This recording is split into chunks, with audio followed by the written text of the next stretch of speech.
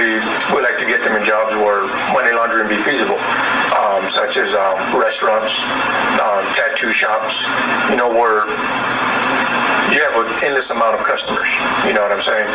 And it's real easy to just doctor the books and say, well, we had 20 customers come in this day. That's why we have this extra money. And what kind of crimes were they involved in? They were involved bank robberies, armored car robberies, extortion, money laundering, murder, intimidating witnesses, you know what I'm saying? Home invasions, anything that, if there was money to be made, we got our hands in it. Drug deals, prostitution, gambling houses. Now that the Nazi lowriders have become, an entity of the brand, the AB now has 3,000 people, most of us aren't doing life sentences, that they can send out to the street to carry out their objectives. So as these people start getting paroled, you're going to be dealing with a higher caliber of individual, somebody that has a goal in his eyes, something that he wants. When I was ready to parole, 6 months before I decided to drop out, I was dead set on going out to the public and just wreaking havoc. I mean, doing everything I had to do to make money, to institute a powerful regime in my neighborhood, and to let people know that the Nazi lowriders were going to be a force in California. Fortunately, I came to my senses before I got out. But I know 4 or 5 people right off the top of my head that are paroling this year with those objectives in mind. And it's given you something new to deal with out there. I mean, it's not just an NLR member getting out now that doesn't have any objectives, because before we got involved with the brand, we didn't really send people out there, hey, go do this or go do that. It was just like, hey man, you get out, have fun. They go out there, shoot some dope, have party, have some fun, get busted for something petty, and come back to prison. Now, these NLR members are going to be held accountable for their actions when they parole. They can't just parole anymore, go out there and shoot dope and get with some broads and then come back and be comfortable, because they're going to get killed. They're going to get hit. You can have a camarada do a hit for you. Like, let's say somebody wants somebody killed in the streets. You can have a guy paroling for Pelican Bay for $5,000. You can have this camarada kill him, and the money goes straight to the brother. It doesn't even go to the guy doing a hit. I've seen that happen a lot. So murder for hire. Murder for hire happens all the time. Extortion, even dope trafficking, selling weapons. It's common practice all the time. They run together. They run together in prison. And if, let's say, if some guys parole and Mexican Mafia members parole or Aryan Brotherhood members parole, and they get together out there and conduct business. It's not uncommon at all. You got to exercise at least anywhere from 2 to 3 hours. You know what I mean? Both physically and mentally. In that exercise, what are you doing? Even though they took the weights, we still improvised by using magazines or what have you to make weight bags. Using each other, bench each other. In a prison setting, it's a hostile setting. You know what I mean? So you always got to be prepared for the unexpected when you least expect it. So you got to stay in shape for that. Because if you're not in shape, you're going to get your ass whipped. Or even worse, killed. Me and the 2 other gentlemen that were leading the exercises would be up at 4:45. We would start our workout routine and be working out from about 5:15 in the morning until 11 o'clock. By the time we finished, we would eat our breakfast and then we'd study for the rest of the day. And all this was down, it was written in a book. I had an actual book of the rules of my building.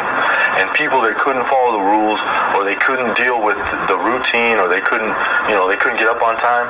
If you were 1 minute late for getting up, you would have to have a penalty for it. We educate ourselves on our culture, which would be Mexican history, Aztec history. How many of you, or people that are watching this video, have ever heard of Karl von Clausewitz? Probably none of you have even heard who he is. He basically revolutionized modern Western warfare. And what he did was he took a philosophy of war that was taking every aspect of warfare into account, planning for every little bit that would come up, considering how you're going to receive your information, the friction of your troops en route to their enemy, everything that you can come up with. And he put it all into a book, and it's basically a philosophy of warfare. And I've studied this book extensively. We also had to learn rules and regulations of the organization and lower gangs that we had in the households, and learn how to make weapons, do essays in order to better understand our principles and objectives in order to instill that into people's minds so that way when they become participants within it, they're more loyal to it, they're more dedicated to doing it. Did you utilize your training from the Marine Corps throughout your gang career? Yes, I did.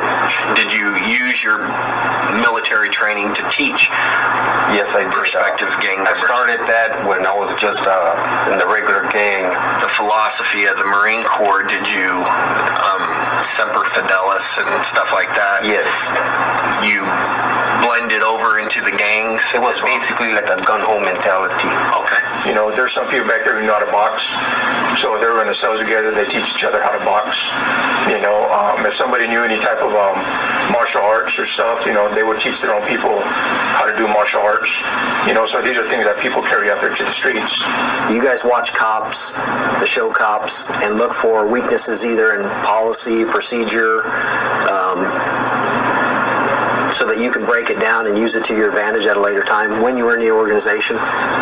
Those at times, yeah. We'd observe it and, we'd say, hey, the way he cuffed him up or the way he took him down or whatever, you could have done this. Or he could have done that. You know what I'm saying? Or like the way me and him were discussing one time, such as getting rid of dope. You know what I'm saying? Out of a car. You know what I'm saying? You make certain turns so you can throw it a certain way and you'd be out of you guys' view. You know what I mean? Certain things,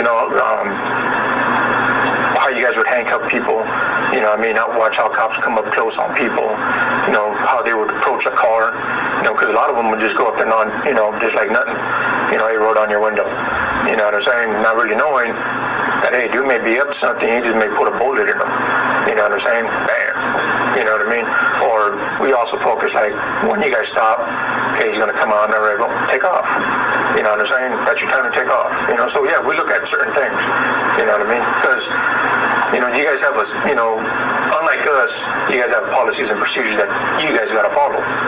We don't got to follow those rules. You know what I'm saying? So we look for those weaknesses within your guys' Do procedures. you guys go as far as doing certain things, like maybe reaching your hand out through a food port to see how the cop's going to react, maybe setting the cop up, doing certain movements, quick movements to see if the cop even reacts? Yes. I mean, you guys go that far? Right. Just to see how we're going to react, if Test we react? reaction, because all our tactics are built upon your reaction. We do things that provoke a reaction from you guys and study it. Did you ever practice in the cell if you were handcuffed? Yes. Kicking, jumping through the handcuffs? Yes. And how often would you practice that kind of stuff? 2 to 3 hours a day. Coleman, could you demonstrate how you would defeat a handcuffing procedure by a law enforcement official? Yes. Okay, so if you had your hands up here, right, and you brought one hand down here, and you try to get this just like that before he commits. Before he commits to grabbing your other hand, you're The minute he hears this one. So what could a law enforcement official do to defeat what you would intend to do to him? I would have him lay down on the ground and cuff him. If you're doing a felony stop, put the guy on the ground and cuff him up. Cuff him up. Is there anything else? I mean, Have him lay down on the ground, put your knee in his back, so that way he couldn't maneuver out of anything. Have his hands above his head, bring him back, cuff him up like you normally do. Because it's hard to move when you're just laid out flat, especially with the weight of a person on your back. But don't dig the knee in there. What about balance? I mean, like if they had you spread your legs a little further than what you had there, you're still able to. Yeah. You had your hands up there. I brought one, brought her down. Same thing. And if he tries to compensate, like say we kind of standoffish, all I have to do is extend with a fist or a hammer fist. Could he have his like if he's taking that hand down, your left hand down? Could he have his right hand up on your elbow or something? The brace? Yeah. But how you gonna do that and cuff me at the same time? Of course. Now you're in a tussle. How about if your hands were behind your back instead of up on your head?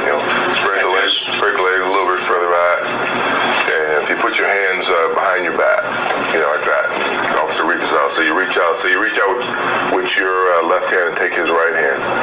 So Across that way to bring back and to be able to put a cuff on that. Yeah, grab him by the hand, by the palm of the hand. With down. Something that's similar. What kind of